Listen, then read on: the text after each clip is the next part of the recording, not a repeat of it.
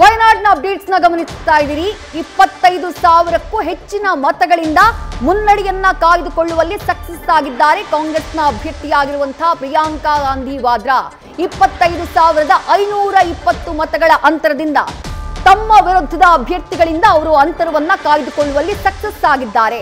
ಈ ಬಾರಿ ವಯನಾಡ್ ಲೋಕಸಭಾ ಕ್ಷೇತ್ರದಲ್ಲಿ 64.22% ಮತದಾನದ ಪ್ರಮಾಣ ದಾಖಲಾಗಿತ್ತು. ಕಳೆದ ಚುನಾವಣೆಗೆ ಹೋಲಿಸಿದ್ರೆ ಇದೇ ವರ್ಷ ನಡೆದಂತಹ ಲೋಕಸಭಾ ಚುನಾವಣೆ ಆ ಚುನಾವಣೆಗೆ ಹೋಲಿಸಿದ್ರೆ ಈ ಮತದಾನದ ಪ್ರಮಾಣ ಕಡಿಮೆನೆ.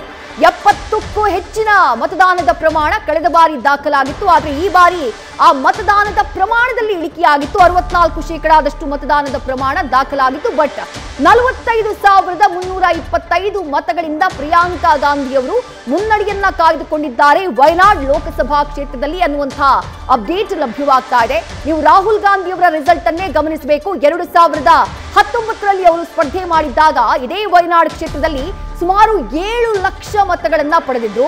ಮೊನ್ನೆ 2024ರ ಮೇನಲ್ಲಿ ನಡೆದಂತಹ ಲೋಕಸಭಾ ಚುನಾವಣೆಯಲ್ಲಿ ಅವರು 6,47,000 ಮತಗಳನ್ನ ಪಡ್ಕೊಂಡಿದ್ರು. ಈಗ ನಾವು ಗಮನಿಸ್ತಾ ಇದ್ದೀವಿ 45,325 ಮತಗಳಿಂದ ಆರಂಭಿಕ ಹಂತದಲ್ಲಿ ಮುನ್ನಡೆಯನ್ನ ಕಾಯ್ದುಕೊಂಡಿದ್ದಾರೆ ಕಾಂಗ್ರೆಸ್ನ ಅಭ್ಯರ್ಥಿಯಾಗಿರುವಂತಹ ಪ್ರಿಯಾಂಕಾ ಗಾಂಧಿ ಅವರು. ಅದರ ಜೊತೆಗೆ ಆ 2 ರಾಜ್ಯಗಳ ಅಪ್ಡೇಟ್ಸ್ ನಾವು ಗಮನಿಸಬೇಕು. ಬಹಳ ಪ್ರಮುಖವಾಗಿ ಜಾರ್ಖಂಡ್ ನ ಗಮನಿಸ್ತಾ ಇದ್ದೀರಿ. ಜಾರ್ಖಂಡ್ ನಲ್ಲಿ ಚೇಂಜ್ ಆಗ್ತಾ ಇದೆ. ಆಗ್ಲೇ ಬಿಜೆಪಿ ನೇತೃತ್ವದ ಎನ್ಡಿಎ ಮುನ್ನಡೆಯನ್ನ ಕಾಯ್ದುಕೊಂಡಿತ್ತು. ಆದ್ರೆ ಈಗ 32-37 ರೈಟ್. ಶಿಗ್ಗಾವಿ ಅಪ್ಡೇಟ್ ಸಿಗ್ತಾ ಇದೆ. ಈಗ 800 ಮತಗಳ ಮುನ್ನಡೆಯನ್ನ ಬಿಜೆಪಿ ಅಭ್ಯರ್ಥಿ ಭರತ್ ಬೊಮ್ಮಾಯಿ ಪಡ್ಕೊಳ್ತಾ ಇದ್ದಾರೆ. 8,613 ಮತಗಳನ್ನು ಅವರು ಪಡೆದಿದ್ರೆ ಯಾಸೀರ್ ಪಠಾಣ್ 7,805 ಮತಗಳನ್ನು ಪಡೆದಿದ್ದಾರೆ.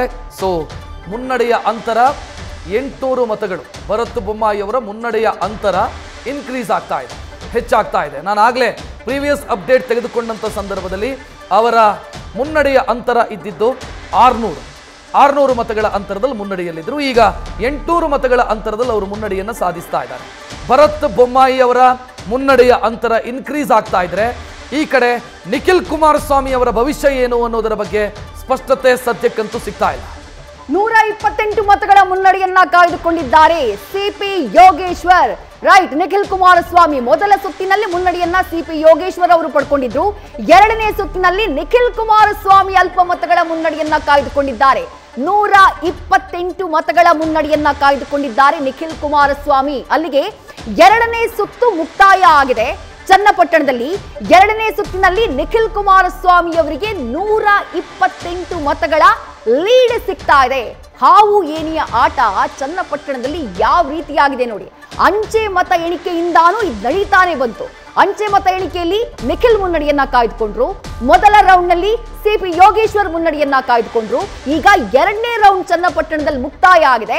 ನಿಖಿಲ್ ಕುಮಾರಸ್ವಾಮಿ ಮತ್ತೆ ಲೀಡ್ಗೆ ಬಂದಿದ್ದಾರೆ.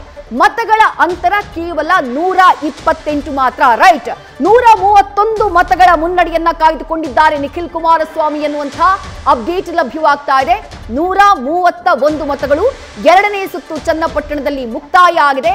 ನಿಖಿಲ್ ಕುಮಾರಸ್ವಾಮಿ ಅವರು ಸಿಪಿ ಯೋಗೇಶ್ವರ್ ಅವರಿಂದ ಮುನ್ನಡೆಯನ್ನ ಪಡ್ಕೊಂಡಿದ್ದಾರೆ 131 ಮತಗಳಿಂದ. ನ್ಯೂಸ್ ಫಸ್ಟ್ ನಿರ್ಭೀತಿಯಿಂದ ನಿಮ್ಮ ಪರವಾಗಿ.